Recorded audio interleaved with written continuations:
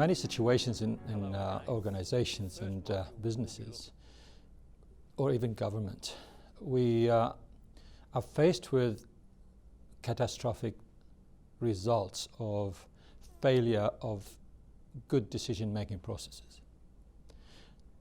Let's have a look at, for example, when there are catastrophes because of hurricanes, or catastrophe because of failure to understand the situation of a plane flight, or a trip to between one A and B, between city A and city B, and there are storms coming up, but we dismiss that. And when the storm comes and we didn't take that holistic approach into the context, into all the different parts of the decision making, the storms could block the road, or the storms could create cavities in the road that could endanger life.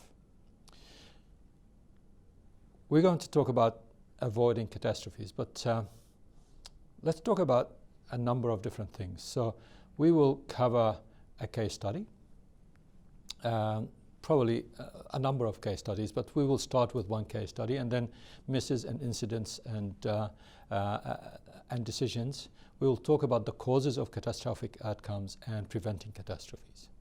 So I live in Melbourne, Australia. And in Melbourne, Australia, about 10 years ago or 12 years ago now, they created this big wheel with huge, it's probably about 150 meters high or diameter, and there are cabins that go around in the wheel, and it's called the Melbourne Star. But when it was first opened 10 years ago, my wife and I went on it, and we went on. One whole round takes about 25 minutes because it moves slowly. I was taking in the views of Melbourne and the bay and everything else, but my wife sensed something, and she said, "I hear cracking noises." I said, "No, there's nothing." She said, No, there are crackling noises in the structure. I hear it." I couldn't hear it. And then we came out, had a beautiful experience. The day was in the middle of a huge heat wave. For 2 weeks, there was about 38 degrees Celsius to 42 degrees Celsius every day. After we had that experience, 2 days later, we heard on the news that the Melbourne Star was going to be closed down. And the reason was that there were cracks in the structure. And my wife looked at me and she said, "I told you so. You didn't hear me. You didn't listen to me." And I said, "I didn't know." The whole idea was the planning and the decision making of the engineers. They planned this whole structure, and they have taken similar results, similar decisions from the Northern Hemisphere. And they transported it to Melbourne, and they didn't take into consideration the heat wave element. So when the heat wave happened and it was consistent, something went wrong with the metal, and they started cracking. That started the whole process of dismantling the whole structure, and it took 4 years to dismantle, to fix, and to put it back together. 4 years of lost income, 4 years of disastrous income to the owners. What went wrong? Few things went wrong, and that was they took the whole decision making from one context, applied it into another context without taking 2 or 3 things into consideration. But this is oversimplification, but there could be many other things that went wrong as well. So what happens when there are misses, incidents, and decisions? For decision makers, it could be the first reason why disastrous decision making happens is that we may be overwhelmed with cognitive load. Too many information, too many different things that we are doing at the same time may distract us.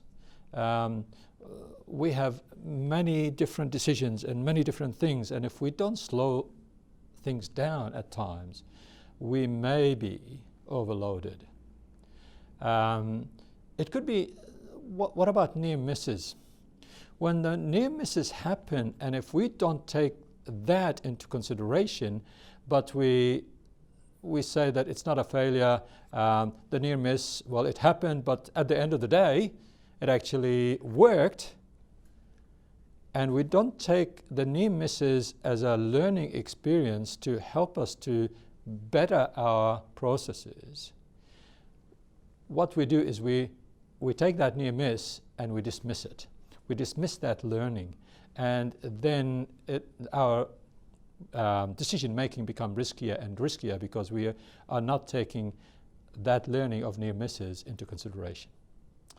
What about normalization of deviant behavior? What do we mean by deviant behavior? Deviant behavior is behaviors that are out of the ordinary. We see them and we take them in and we say, well, it's only once or twice. One occurrence in 100 or one occurrence in 1,000. That's out of the normal. It's nothing. But these deviant behaviors may mean something, and we need to actually have a look at it. In a previous session, we talked about the outliers, and the outliers may mean something, and if we don't look at them, it may cause issues and problems in the future. Reinterpretation of events. Reinterpretation of events is another reason why we may have disastrous results or outcomes. That's when we reinterpret events to diminish their seriousness. No, that was because of this and this and this. It's not too serious, and we dismiss the seriousness of the issue and bring it down the impact on the business or the impact on the decision-making process. So let's have a look at a few examples.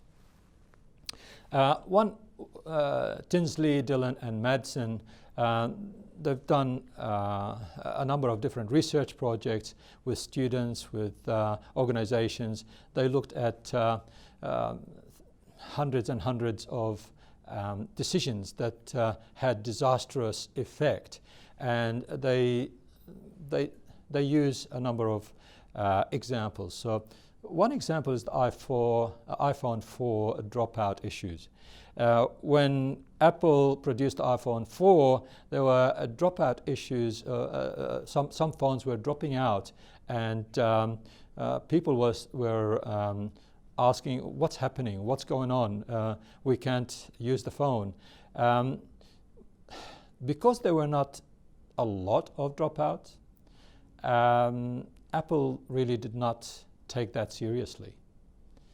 And when they didn't take that seriously, they basically dismissed the issue until it happened more often, and then they had to recall certain things and do recovery of this issue with updates and upgrades. It becomes a normalization of something that is wrong, and it becomes a bias because of the outcome bias, because they said, well, we are killing the market, so why should we stop or slow down? But Apple are great at customer service, but sometimes the outcome bias stops them from doing the right thing, and that could have been disastrous. Second example is Toyota. over the last few years, Toyota had issues with the accelerator pedal. When the cars are on cruise control, the accelerator continued on rather than, and it stopped the driver from controlling the accelerator. There were a couple of incidents and no one took them seriously, and there were no responses. They didn't do anything about it until there was a fatality when a car did not stop and it was speeding, and the end result was fatal. Toyota then did something about it, but it took a long time and it took a fatality to respond. The JetBlue issue, JetBlue, where airlines made a decision to taxi to the runway earlier than when they are asked to do. And over the years, they actually taxied out of the gateway from the building to be ready so that they reduce the time and become more efficient at flying out and taking passengers out. A number of times that practice caused delays, and especially when the delays were not caused by the JetBlue themselves, but there were delays on the tarmac or delays by weather conditions. They dismissed that because in total they were actually becoming very, very effective and efficient, although there were issues. Because they dismissed the issues, it was one time this crisis, it became a crisis point when many planes were out on the tarmac, ready to fly, and the conditions, the weather conditions became very bleak, and they could not fly. And all the gates back in the at the airport where it had other planes, so they could not come back at all. And in order to come back, they had to wait, and sometimes they waited 3 or 4 hours on the tarmac with deplorable conditions in the cabin. Many passengers complained, and that became disastrous outcome for the airlines. So it depends on how you take the outliers, how you take the deviant behaviors, and what are the things that you accept and or dismiss. Toyota pedal problem, because they did not respond to the complaints of the customers. This slide shows that the complaints increased and increased, while in comparison to Honda, the Honda Accord, from Camry to Accord, the Honda was responding. Honda started responding and continued to respond to issues. You can see from 95 to 2010 that the rate of complaints from customers about speed control from Honda did not vary much. But from 2000 to 2010, it just kept increasing and increasing for for Toyota Camry, because the complaints were not taken seriously. How do we prevent disastrous decisions? There are 7 ways that Tinsley and Co. have discussed and described.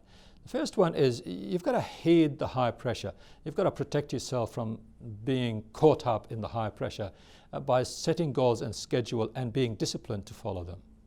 The second one is learn from deviance, learn from the outliers, learn from the wrong results, the near misses. The third one is don't dismiss the issue, ask why it happened, uncover the root causes, and don't just treat the symptom, look at the causes and fix the causes. Demand accountability right across all the different levels of the organization, right around, require behaviors to be accountable for near misses. Don't dismiss, oh, okay, there was a near miss, but the outcome was fine. We were delayed a little bit, but that's fine. No, hold everyone accountable for the near misses as if it was disastrous. Number 5, consider worst case scenarios. What will happen if nothing is working? What will happen? What will we do? How can we fix things if things went pear-shaped? Number 6, evaluate at every stage. Because if we evaluate at every stage, we can arrest the wrong decisions. We can fix things. And lastly, reward owning up. So if someone has made a near miss or someone has been part of a wrong decision and did not cover up or saw that something could happen, and then they came and owned up and said, look, if we do this and this and this, it will be disastrous, but if we fix it, it will also be disastrous because we are going to take too long to fix it. Do not dismiss that person. Do not dismiss that behavior. Reward it because they have the full outcome in mind rather than themselves. So, what did we do? What did we cover? We covered a case study that I was